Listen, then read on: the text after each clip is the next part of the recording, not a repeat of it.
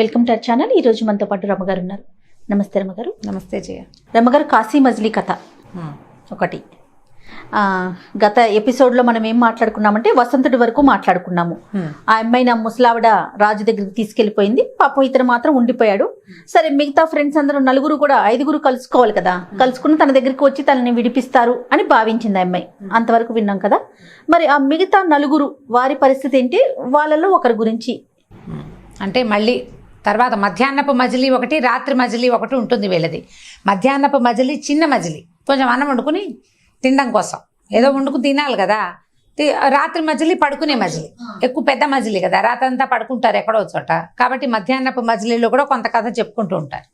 ఈ తర్వాత వేసిన మజిలీలో ఈయన ఏం చేశాడంటే, ఈ కుర్రాడు అడిగాడు, అయ్యో వసంతుడు ఏమైపోయాడు, పాపం కళావతి సంగతి ఏమైంది, మీరు సరిగ్గా చెప్పలేదు, ఇంత మటుకు వదిలేశారంటే, అది కాదురా తర్వాత కథ చెప్తాను, రాముడు ఏం చేశాడో చూద్దాం అన్నాడు. ఈ రాముడు ఎవరు, ఈసారి మళ్ళీ మణిసిద్ధుడు ఏం చేశాడు, మణిని దగ్గర పెట్టుకుని ఆ మణిలోకి చూశాడు. దండం పెట్టి మణికేసి చూస్తే అప్పుడు జరిగిన కథ ఆయనకు తెలుస్తుంది అనమాట. ఈ ఐదుగురు అబ్బాయిలో రెండో వాడైన రాముడు మర్రి చెట్టు కొమ్మ మీద ఎక్కాడు. ఆ పక్కన నడిచి నడిచి నడిచి నడిచి నడిచి 6 రోజులు నడిచాక, 6 రోజులు నడిచిన తర్వాత అతనికి మర్రి చెట్టు కొమ్మ తాలూకు చివరి భాగం దొరికింది. అక్కడికి వెళ్ళాడనమాట. దిగితే ఆ చెట్టు మించి దిగేశాక అదొక పెద్ద అంటే పీఠభూమి లాగా ఉంది, ఖాళీగా ఉందన్నమాట. ఒక కొండ కనపడుతోంది, నరసంచారం లేదు. సరే ఏం చేయదో చూద్దాం అనుకుని ఏం చేశాడు, ఆ పర్వతం ఎక్కడానికి మొదలుపెట్టాడు. ఎక్కుతుంటే ఇక పైకి వెళ్తూ ఉండటమే. ఆ కొండకి దరి తెన్ను లేదు, ఎటు వెళ్తున్నానో అర్థం కాలేదు అతనికి. సరే ఏమనుకున్నాడు, ఇది లాభం లేదు, ఏం చేస్తాను, నేను నడిచి నడిచి మళ్ళీ ఆ కొమ్మ ఎక్కి ఇంకొక ఎక్కడికైనా వెళ్దాం, లేదా వెనక్కి వెళ్ళిపోదాం, ఇక్కడ ఏం లేదు, చెట్టు కొమ్మ పట్టుకుని వచ్చాడు కదా, ఏమీ లేనప్పుడు ఇంక ఇక్కడ చూడడం ఎందుకు, మనుషులు ఎలాగూ లేరు, ఇక్కడేమీ చెట్టు చేమా తప్పిస్తే ఏమీ వింత విశేషం విడ్డూరం ఏమీ లేవు. వెనక్కి తిరిగి వస్తుంటే అతనికి కానీ అప్పటికి ఏం అర్థమైందంటే, కొండ కొమ్మ దాకా వెళ్ళిపోయాడు, అసలు ఎటు దిగాలి ఏమవ్వాలో కూడా తెలియటల్లా. సరే ఏమనుకున్నాడు, వెనక్కి తిరిగిపోయాడు. అటు దిగల, వెనక్కి దిగాడనమాట. మళ్ళీ ఎటెక్కాడో అటు దిగడానికి ప్రయత్నం చేశాడు. మళ్ళీ వెనక్కి వచ్చాడు. వెనక్కి వద్దాం అనుకుంటున్నాడు కానీ అతను వెళ్ళగలిగాడు. మనం కొండ ఎక్కేటప్పుడు ఎట్లాగొట్లా పైకి ఎక్కుతాము, మనం వచ్చిన దారిలోనే వస్తామని గ్యారంటీ లేదు, ఎటోడు పోతాం. ఈసారి వచ్చిన దాంట్లో ఒక గుహలాగా కనపడింది. సరే ఏమనుకున్నాడు, గుహలో ఎవరున్నారో చూద్దామంటే ఆ గుహ లోపలికి వెళ్తే గుహ కూడా ఇట్లా మూసుకుపోయినట్టుంది. లోపలికి వెళ్ళగా ఎందుకు వచ్చానురా నేను, బుద్ధిహీనుణ్ణి, ఎలాగోలాగా మళ్ళీ మర్రి చెట్టు దగ్గరికి వెళ్ళిపోదామని ఇక ఏం చేయాలో తెలియలేదనమాట. లోపలికి వెళ్ళేసరికల్లా చీకటిగా అయిపోయిన గుహలో చిన్న వెలుతురు కనపడుతుంది. ఆ వెలుతురు వైపుకి మెల్లిగా జరుగుతూ వెళ్ళేసరికల్లా ఆ వెలుతురు దగ్గర ఒక ఆయన తపస్సు చేసుకుంటూ కనిపించాడు. తపస్సు చేసుకుంటూ, అమ్మయ్య ఒక మనిషి కనపడ్డాడు కదా, ఇన్ని రోజులు అయిపోయింది. సరే అక్కడే దండం పెట్టి అక్కడ కూర్చున్నాడు. కాసేపు అయ్యాక ఆయన కళ్ళు తెచ్చాడు. ఎవడరా నువ్వు అని. అప్పుడు ఈ కుర్రాడు, మేము ఇలా ఫలానా రాజుగారి అబ్బాయిలం అండి, మేము రాజుగారి ఆస్థానంలో మంత్రి గారి అబ్బాయిని మేమంతా కలిసి వచ్చాం, ఓ మర్రి చెట్టు కనపడింది, అది ఎక్కాం, దానితోటి నేను ఇలా వచ్చాను, కొండ ఎక్కాను, దిగటానికి మార్గం దొరకలేదు, కిందకి ఏదో ఒక పక్కకని దిగుతుంటే ఈ గుహలోకి వచ్చాను అని అనేసరికల్లా ఆయన అన్నాడు, ఇవాళ 12 సంవత్సరాలకు ఒక్కసారి కళ్ళు తెరుస్తాను నేను, 12 ఏళ్ళకి ఒకసారే చూస్తాట ఆయన. ఈ 12 ఏళ్ళకి ఒకసారిలో ఇవాళ ఆ ఒకసారి అయ్యింది, లేకపోతే నా కోపానికి నువ్వు నన్ను పిలిచినా మాట్లాడించినా నాకు వచ్చిన కోపానికి నీకు శాపం దొరికేదిరా నాయన, నువ్వు అదృష్టవంతుడివి, నీ టైం బాగుంది అని చెప్పి ఏమన్నాడంటే, నీకేం కావాలో చెప్పన్నాడు. ఏమన్నాడు, అప్పటికప్పుడు ఏముంది వీడి మనసులో, ఈ కొండ మొదలు ఎక్కడుందో అక్కడికి వెళ్ళిపోవాలి ముందు అడిగాడు. అడిగిన మరుక్షణం ఢామని వచ్చేసాడు. అయ్యో మర్రి చెట్టు మొదలడిగితే బాగుండేది, తెలివి తక్కువగా ఇది అడిగాను, ఏం చేయటం. సరే ఏం చేశాడు, ఈసారి కొండ ఎక్కకూడదు, కొండెక్కి దిగేశాడు కదా, ఓ పక్కకి నడవడం మొదలుపెట్టాడు. నడుచుకుంటూ వెళ్ళేసరికల్లా ఏమైంది, పెద్ద పెద్ద చెట్లు ఏవో కనపడ్డాయి. సరే ఏవో పళ్ళు కాయలు కనపడుతున్నాయి. ఆ కాయలు కోస్తూ తిన్నాడు. ఓ చెట్టు కింద పడుకున్నాడు. ఇంకా అడవిలాగా ఉంది, అంత ఖాళీగా ఉంది కదా. ఆ చెట్టు మీద గండభైరుండ పక్షులు ఉన్నాయి, పెద్ద పెద్ద గద్దలు అనమాట. గండభైరుండం అంటే అదేదో విచిత్రమైన జాతను మనకి జానపద కథలో గండభైరుండం అని రాస్తారు. అంటే ఏమిటో ఈ గద్దల్లోనే బాగా పెద్ద జాతి అయ్యి ఉంటుంది, పెద్దగా ఉంటాయన్నమాట అవి. అయితే 2 జోడు మాట్లాడుకుంటున్నాయి. వీళ్ళు చదువుకునే రోజుల్లో పిల్లలకి రకరకాల విద్యలు పట్టుబడ్డాయి. పక్షుల భాషని అర్థం చేసుకునే తెలివితేటలు ఉన్నాయి వీడికి. ఓహో. వింటే ఏం అర్థమైంది, ఈ సమీపంలో ఏదో ఒక నగరం ఉంది, ఆ నగరంలో ఉన్న రాజుగారి కూతురికి కళ్ళ జబ్బు వచ్చింది. పిల్ల భలే అందగత్తె, కానీ దాని కళ్ళు కనపడవు, కళ్ళు పోయినాయి సడన్గా. ఆ కళ్ళకి ఒక ప్రత్యేకమైన మందు ఉంది, అది ఎక్కడా దొరకదు. దాని పేరు పసికాష్టం. ఒక చెట్టు, ఒక పుల్లలన్నమాట. అవి అడవుల్లోనే దొరుకుతాయి. ఆ కాష్టము గద్ద తాలూకు గూట్లో ఉంటేనే దానికి ఆ పవర్ వస్తుంది. ఆ కాష్టం దీని దగ్గర ఉంది, ఈ గూట్లో ఉంది. ఇప్పుడు మన గూట్లో ఉన్న పసికాష్టాన్ని కనుక అరగదీసి ఆ పిల్ల కళ్ళకి రాస్తే దానికి కళ్ళు వస్తాయి. ఎవడు చేస్తాడు? ఇది వరకు రాజుగారు రోజు పక్షులకు ఆహారం అని రాజు కూతురు బోల్డని పోసేవాళ్ళు. ఇప్పుడు ఆ కూతురికి బాగుండకపోవడంతో పిల్ల రావట్లేదు, తండ్రి రావట్లేదు, లేకపోతే మనకు బోల్డ్ ఆహారం దొరికేది అని చెప్పుకుంటున్నాయి. వీడంతా విని ఏం చేశాడు, సరే చూద్దామని పొద్దున్నే గండభేరుండ పక్షులు ఆహారానికి వెళ్ళిపోతాయి. గండభేరుండాల పిల్లలు ఇంతంత ఉంటాయి, పెద్ద పెద్ద గుడ్లు పెడతాయి. అవి ఆహారం కోసం వెళ్ళిపోయినాయి పక్షులు రెండు. ఇతను మెల్లిగా చెట్టెక్కి ఆ ఉన్న వాట్లలో జాగ్రత్తగా చూసి ఆ పసి కష్టాన్ని గుర్తుపట్టాడు. వీళ్ళ కొంచెం కాస్త వైద్యాలు అవి తెలిసిన వాళ్ళే వీళ్ళంతా. ఆ పుల్ల తీసుకుని చొక్క దట్టిలో పెట్టుకుని వెళ్ళాడు. నడిచి మొత్తానికి నగరాన్ని చేరాడు.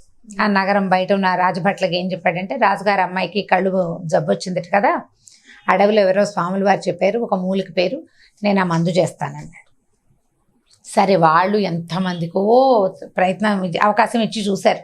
ఆ పిల్ల కళ్ళు మాత్రం రాలేదు. సరే, రాజుగారి దగ్గరికి తీసుకెళ్లారు. రాజు విసిగిపోయాడు అప్పటికైనా. పిల్ల కళ్ళు లేకపోతే పీడపోయి ఈ గోలు ఎవడు పడతాడు, పూట ఎవడో ఒకడు వస్తాడు, వాడిని సన్మానించడం, వాడిని సంభావించడం, వాడిని తీసుకుపోవటం, ఏదో చేయటం. కొంతమంది ఇచ్చిన మంది ఆ పిల్లకి సూట్ కాదు పాపం. నానా బాధలుగా ఉరి బాధలు, పిల్లల అనారోగ్యాలు మహాబాధిస్తాయి పాపం. రాజుగారు కానీ వచ్చిన కుర్రాడు వీడి స్ఫురద్రూపి, చక్కగా మాట తీరు బాగుంది. సరే చూద్దాం ఏ పుట్టలో ఏ పాముందోనని ఈ కుర్రాడిని లోపలి తీసుకెళ్లారు. వీడేం చేశాడంటే, ఆ పసికాష్టం తెచ్చాడు కదా, దాన్ని బాగా అరగదీసి ఆ లేపనని అమ్మాయి కళ్ళకి రాశాడు. ఒక 2-3 గంటల తర్వాత అది బాగా ఎండి డ్రై అవ్వగానే ఆ పిల్ల కళ్ళు తెరుచుకుపోయింది. కళ్ళు తెరవగానే మొట్టమొదట అది కంటికి రాసిన కుర్రాడే కనపడ్డాడు దానికి ఎదురుకుంటూ. కళ్ళు కనపడుతున్నాయి. కన్ను తెరిపిళ్ళు పడేసరికల్లా రాజు వాళ్ళు అందరూ సంతోషించారు. నాన్న, నా కళ్ళు తెప్పించిన వాడికి ఏమి ఇస్తావు నువ్వంటే, అర్ధరాజ్యం ఇచ్చేస్తానమ్మా అన్నట్టు వాళ్ళ నాన్న. రాజ్యంతో పాటు నన్ను కూడా ఇచ్చేయి నాన్న అని చెప్పింది. రాజ్యంతో పాటు నన్ను కూడా ఇచ్చి, అసలు ఇతను రాకపోతే నేను చూడగలిగేదాన్నే కాదు అంటే, సరే ఏ ఊరు ఏమిటి కనుక్కున్నారు. ఫలానా ఊరి మంత్రి గారు అబ్బాయి. సరే బాగుంది కదా, మంచి మాటే. సరే, ఆ అమ్మాయి పేరు పద్మగంధి, రాజుగారి అమ్మాయి పేరు. సరే పెళ్లి చేశారు.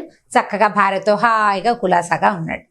ఒక 4-5 నెలలు, 2-3 నెలలు గడిచినాయి అనుకో. అంతకుముందు అక్కడ పర్వతం ఎక్కడానికి 1 నెల పట్టింది ఇంచుమించుగా. 20 రోజులు పట్టింది అనుకో. ఎక్కి దిగి అంతా నానా బాధ పడ్డాడు కదా. ఇక్కడ ఒక 4-5 నెలలు గడిచిపోయినాయి. గడిచాక ఏమన్నాడు, ఇన్నాళ్ళు అయింది, నా ఫ్రెండ్స్ అంతా ఏమైపోయారో, చెట్టు దగ్గరికి ఎవడో ఒకడు వచ్చుంటాడు, ఎవరు రాపితే సాంబుడినైనా చూసొస్తాను, నేను వెళ్ళొస్తానని చెప్పాడు. సరే భార్య సరేనంది, ఏముంది రాజుగారు ఎక్కడికైనా వెళ్ళటం సహజమే కదా. సరే ఒప్పుకుంది. ఓ గుర్రం వేసుకున్నాడు, కత్తిడాలు పుచ్చుకుని పోయాడు. బయలుదేరితే ఏమైంది, సేఫ్గా అయిపోతే కథ ఏముంటుంది ఇంకా. అదే చూస్తున్నా ఏంటి ట్విస్ట్ ఇక్కడ అని. సేఫ్గా అయిపోలేదు, వెనక్కి వస్తున్నాడు. ఎక్కడికి వెళ్ళాలి ఇతను? ఏ ప్రాంతంలో అయితే మర్రి చెట్టు ఎడ్జు ఆగిందో అక్కడికి రావాలన్నమాట. వాళ్ళు మొదట గుర్రం వేసుకుని వాళ్ళ దగ్గర గుర్రాలు ఉన్నాయి. గుర్రాలకి కాపలాగా సాంబుడిని పెట్టారు. ఎందుకంటే ఈ చెట్టు ఎక్కాక ఆ చెట్టు కొమ్మలు బండి వెళ్ళేంత పెద్దవిగా ఉన్నాయి. తర్వాత లేకపోతే గుర్రాలు ఏమవుతాయి, అందుకని గుర్రాలు వేసుకురాలి. ఇతనికి తెలుసు దాని మీద గుర్రంతో వెళ్ళిపోవచ్చు. నడిచి వచ్చాడు కదా, ఆ దారి ఎంత ఉందో అతనికి బాగా తెలుసు కాబట్టి గుర్రంతోనే వెళ్ళిపోదాం, తొందరగా వెళ్ళిపోతాను అనుకున్నాడు. సరే, ఈ వచ్చే దారిలో ఈ అడవిలో ఒక చోట పడుకున్నాడు. ఈ మర్రి చెట్టు దగ్గర మొదల దగ్గరికి చేరాలి కదా ఇతను, ఆ కొమ్మ ఎడ్జి దగ్గరికి. ఓ రోజు పడుకున్నాడు. ఆ రోజు సాయంత్రం చీకటి పడిపోయింది. ఏదో తెచ్చుకుని ఆహారం తిన్నాడు, ఓ చెట్టు కింద పడుకున్నాడు. అడవుల్లో ప్రయాణాలు చెయ్యరు, రాత్రిళ్ళు పడుకుంటారు ఎక్కడో చోట చూసుకుని. గుర్రాన్ని ఓ చోట కట్టేసి అనువుగా క్రూర జంతువులు అవి ఉంటే వాటి వాసన, అవి తిరిగిన ప్రాంతాలు తెలుస్తూనే ఉంటాయి. సాతు జంతువులు ఏవో ఉన్నాయి, పర్వాలేదు అనుకున్నాడు. గుర్రం వదిలేశాడు, పడుకున్నాడు. పడుకునేసరికల్లా ఒక సింహం వచ్చి ఈ గుర్రాన్ని పట్టేసింది. ఇతను తెలుసుకోలేకపోయాడు, అది ఎక్కడో ఆహారం కోసం తిరుగుతూ ఈ గుర్రపు సకిలింపు విని ఇక్కడికి వచ్చేసింది. ఇక దానికోసం కిందకి దిగాడు, కానీ ఏం చేస్తాడు, గుర్రాన్ని తినేసింది. ఇక ఏం చేయాలో తెలియలేదు. అటు ఇటు చూస్తే ఎవరు ఏం చేసి సహాయం చేస్తారు. అసలు నిరాయుధుడిగా ఉండిపోయాడు అనమాట. పైనుంచి కత్తి విసిరేశాడు. ఆ కత్తి కాస్త కింద అంటే సింహం మీద పడుతుందని విసిరాడు. ఆ కత్తి కాస్త ముక్కైపోయింది, విరిగిపోయింది. కత్తి లేదు, గుర్రము లేదు. ఇప్పుడు అక్కడ దాకా చేరాలంటే ఇతను ఎంత నడవాలి? గుర్రం మీద రైమని వచ్చేసేవాడు.